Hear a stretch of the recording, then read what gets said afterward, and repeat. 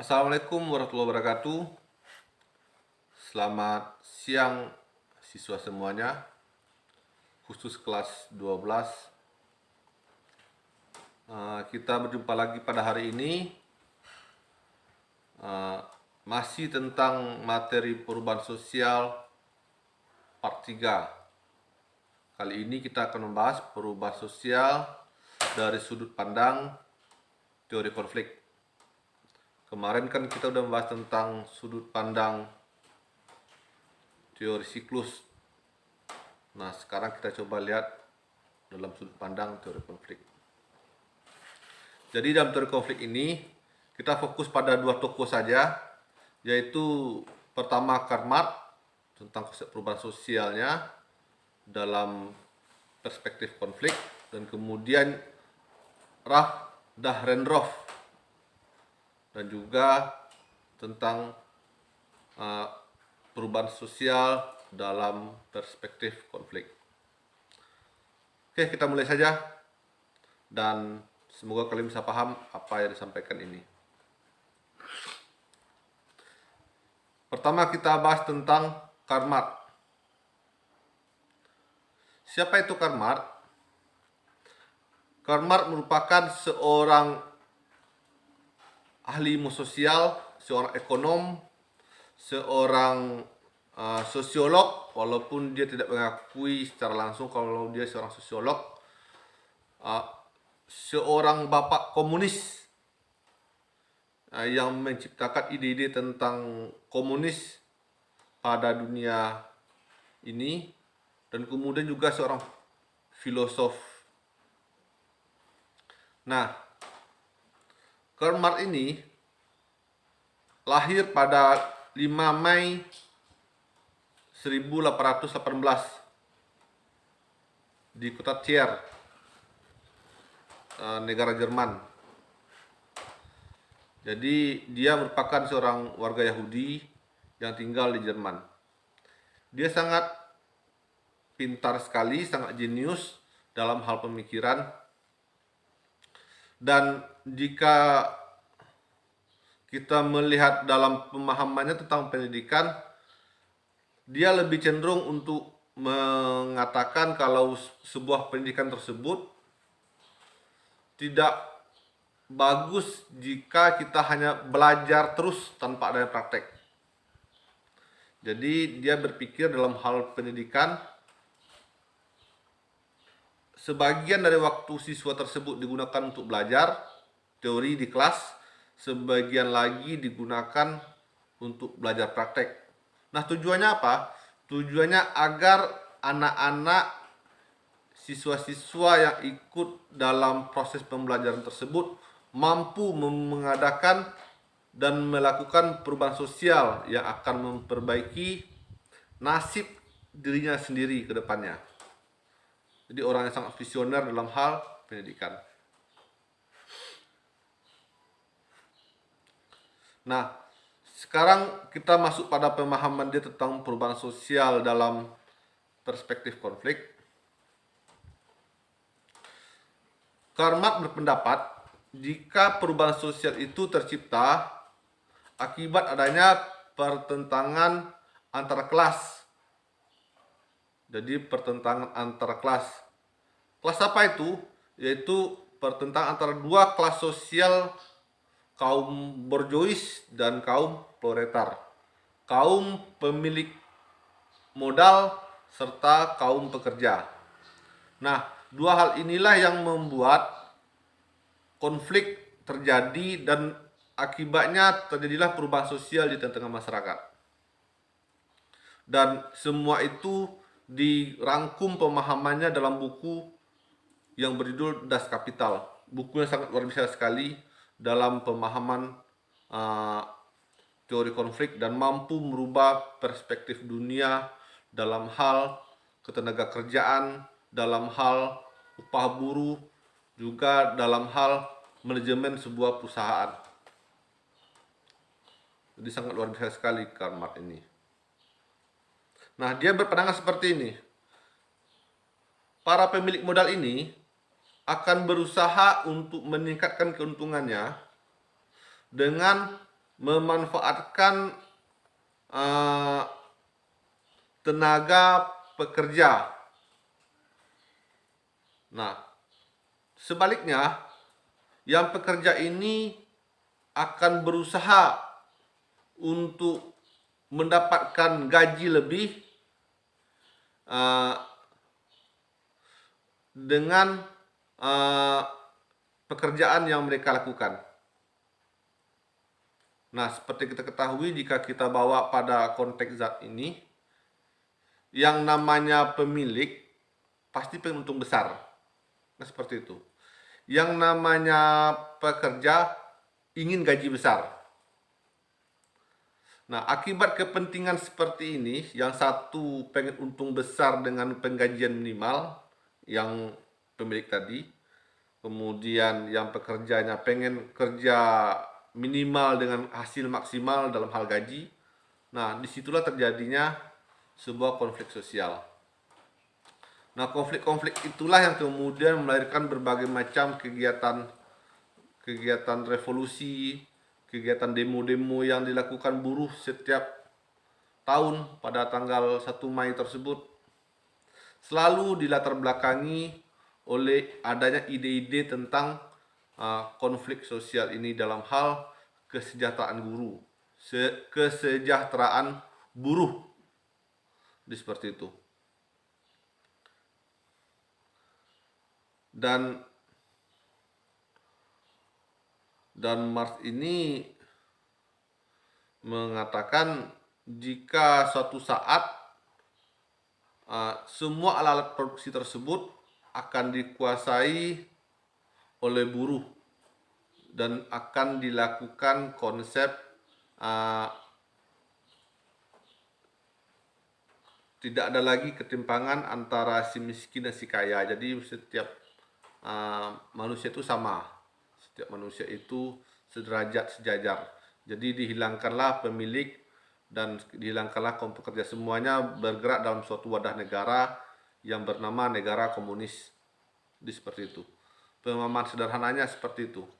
Jika kita uraikan lebih lanjut, banyak sekali yang perlu kita bahas, seperti teori nilai lebih, kemudian bagaimana pemahaman Marx ini tentang agama, di mana dia mengatakan agama tersebut sebagai candu yang akan mampu melenakan masyarakat untuk tetap saja di posisi mereka, dan bagi kaum borjuis menggunakan agama sebagai legitimasi atau pengesahan kalau mereka itu ditakdirkan untuk kaya, ditakdirkan untuk menindas, dan kaum yang di bawah tadi ditakdirkan pula untuk menerima kondisinya, dan ketika susah silakanlah mengadu ke Tuhan. Seperti itu kurang lebih.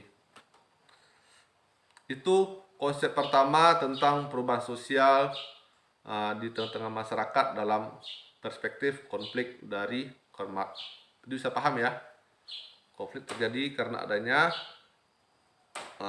borjuis dan proletar, di antara kelas atas dengan kelas bawah.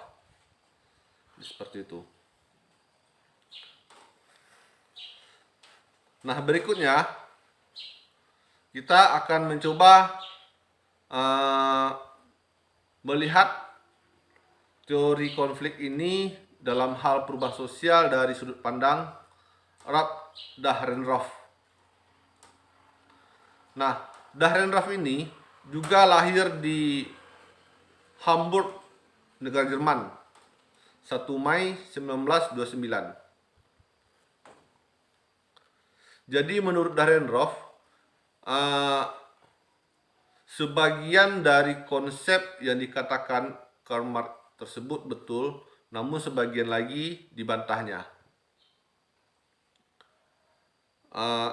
Karena dia mengatakan konsep masyarakat tanpa kelas itu merupakan konsep utopis atau konsep khayalan dan tidak akan mungkin dilaksanakan dalam sebuah kehidupan sosial saat ini. Dahrendorf melihat kalau setiap masyarakat merupakan subjek proses perubahan. Jadi yang menjadi subjek perubahan tersebut, yang melakukan perubahan tersebut adalah masyarakat itu sendiri. dan beberapa elemen masyarakat menyumbang disintegrasi dan juga perubahan sosial. Jadi seperti ini maksudnya. Dalam sebuah masyarakat, konflik itu akan terjadi jika ada sebuah disintegrasi, artinya tidak ada hal masyarakat yang tidak akan bisa disatukan antara satu dengan yang lain.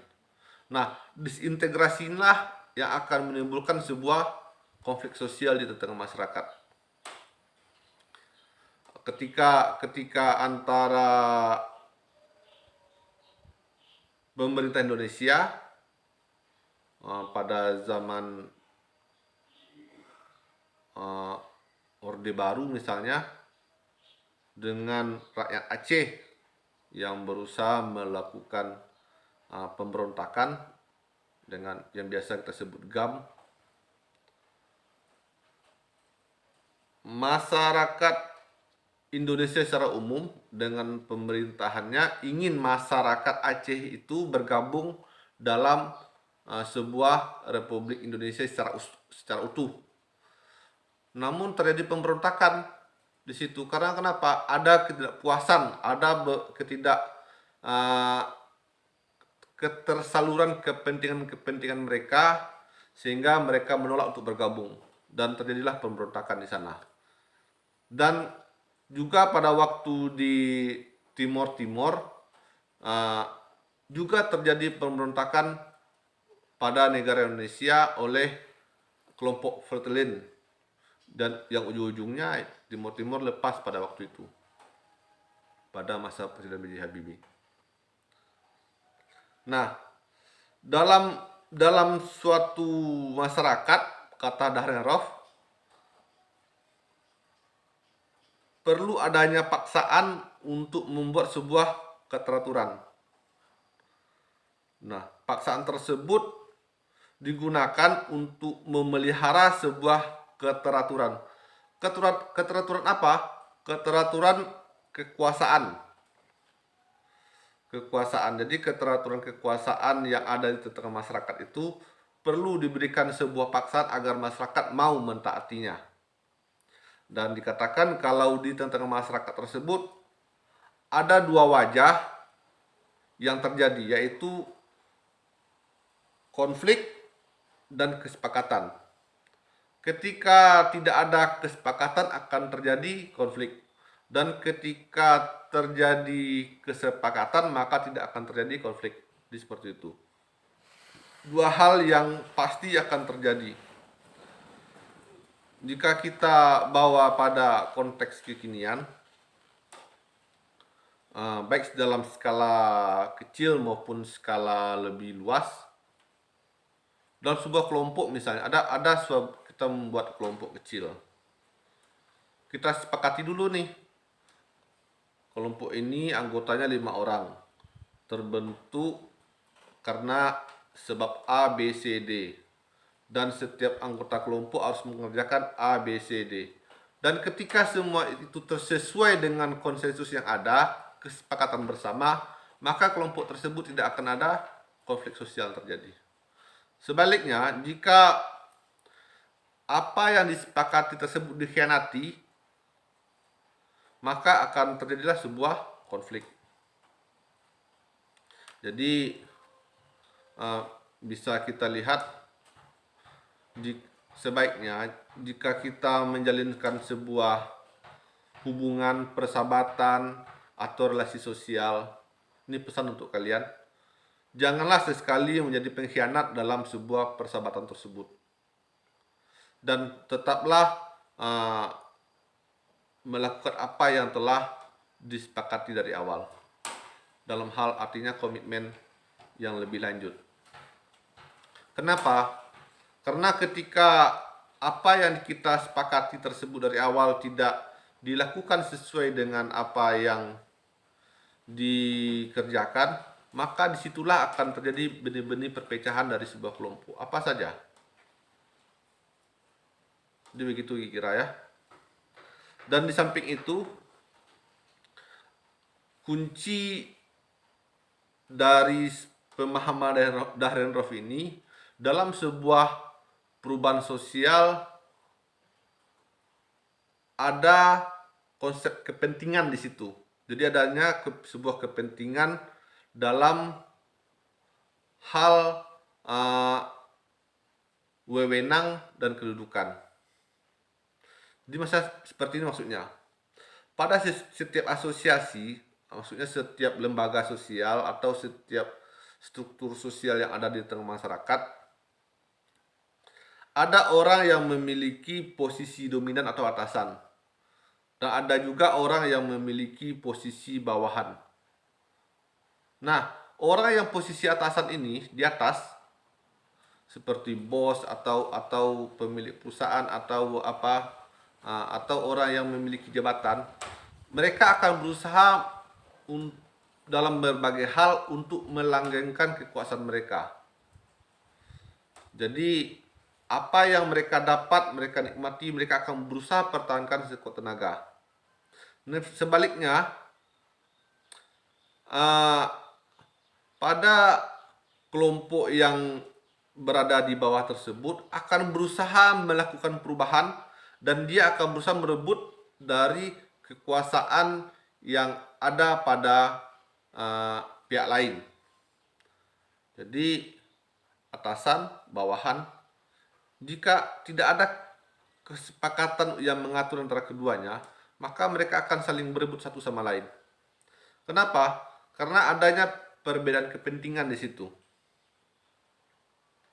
Jadi wajarlah misalnya jika seseorang ketika mendapat suatu jabatan apa saja, dia akan berusaha sekuat tenaga untuk mempertahankan jabatan tersebut. Misalnya kalau mau jadi penguasa suatu daerah, ya dia bisa melobi partai politik, dia bisa melobi masyarakat, dia bisa mencitrakan diri dia sebagai orang yang sangat peduli dengan konstituen mereka. Sebaliknya, jika dia tidak mampu melakukan hal tersebut, maka posisi dia tadi akan direbut oleh orang lain yang mempunyai kekuatan dan mempunyai kemampuan untuk melakukan apa yang telah dilakukan oleh orang tersebut sebelumnya. Jadi di sini ada konsep kepentingan. Jadi dikatakan seseorang tidak akan mungkin berkonflik satu sama lain jika tidak ada kepentingan dia yang terganggu di antara mereka. Jadi pesan yang bisa kita ambil di sini, jika kita mau hidup aman, mau hidup damai, jangan pernah ganggu kepentingan orang lain. Dan begitu pun sebaliknya, kita harus berusaha mempertahankan sekuat tenaga kepentingan kita bagaimanapun caranya agar tidak dirongrong oleh orang lain juga. Jadi pesan bisa kita ambil seperti itu. Dan bagaimana agar supaya kepentingan tersebut bisa awet dan bisa berjalan dengan baik, itu ada peranan yang dilakukan, yaitu peranan laten dan manifest. Yang laten ini peranan tersembunyi, sementara yang manifest ini yang nampak. Misal seperti ini, ketika kita menjadi seorang pejabat, tindakan yang manifest kita lakukan ya kita berikan sebuah pencitraan yang bagus, beramah tamah, kemudian menjalankan kinerja yang telah disesuaikan, amanah yang telah diberikan dengan baik. Itu yang nampak pada masyarakatnya. Yang tersembunyinya apa? Kita pengen, salah satunya mungkin kita pengen proyek, pengen gaji besar, pengen duit lebih, itu yang latennya. Nah begitu pun sebaliknya, yang mereka posisi bawah tersebut akan berusaha untuk mencitrakan dirinya sebagai orang yang rajin, sebagai orang yang santun, yang baik, yang suatu saat mampu untuk merebut kekuasaan pihak yang pertama tadi, atau mampu naik ke tingkat yang lebih tinggi. Nah sebab itu yang sehingga nampaknya dia rajin apa. Nah ya, yang latennya apa? Ada niat-niat tersembunyi di sana untuk dia melakukan sesuatu yang akan membuat dirinya naik menuju apa yang diinginkan dia, sesuai dengan kepentingan dia sendiri. Nah, hal-hal itulah yang terjadi di tengah masyarakat, berbagai macam konflik kepentingan, berbagai macam adanya keinginan untuk menguasai dan dikuasai di tengah masyarakat, sehingga membuat terjadi sebuah perubahan sosial. Nah, jadi ada dua tokoh di sini, satu Karl Marx, satu Dahrendorf. Begitulah pemahaman mereka tentang teori konflik di tengah masyarakat serta dampaknya terhadap perubahan sosial itu sendiri. Bisa paham ya apa yang disampaikan pada kali ini? Itu saja. Semoga kalian bisa belajar dengan baik dan semangat terus untuk belajarnya, dan salam sukses. Assalamualaikum warahmatullahi wabarakatuh.